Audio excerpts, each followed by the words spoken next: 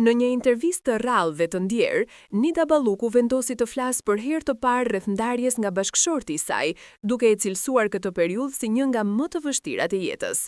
Ajo tregoi se pas shumë vitesh përpjekjesh për të mbajtur gjallë një marrëdhënie që nuk po funksiononte më, vendimi për t'u divorcuar ishte i dhimbshëm, por i domosdoshëm.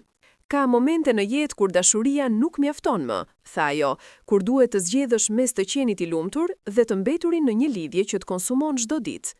Balluku rrëfeu se procesi i divorcit e ndihmoi të kuptonte më shumë veten dhe fuqinë e brendshme që kishte humbur ndër vite.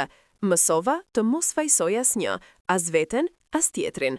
Thjesht kuptova se çdo gjë ka një cikël dhe ndonjëherë dashuria ndryshon formë, pa u zhdukur plotësisht, shpjegoi ajo me qetësi, duke theksuar se marrëdhënia e tyre ka mbetur në respekt për hir të fëmijëve dhe kujtimeve që ndajnë bashkë.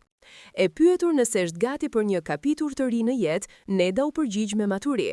Nuk e kërkoj më dashurinë si dikur, tani dua paqe, sinqeritet dhe dikë që të mos më friksoj për të qenë vetvetja. Këto fjalë prekse u pritën me shumë mbështetje nga publiku, sidomos nga gratë që janë përballur me situata të ngjashme, duke e parë Nedan si shembull të forcës dhe pjekurisë emocionale. Në fund të bisedës, ajo falenderoi njerëzit që i qëndruan pranë gjatë gjithë periudhës së vështirë, duke shtuar: "Jeta është e bukur edhe pas një divorci. Duhet vetëm ngutësim për të ecur përpara, për të besuar sërish dhe për të mos haruar se çdo fund është një fillim i ri."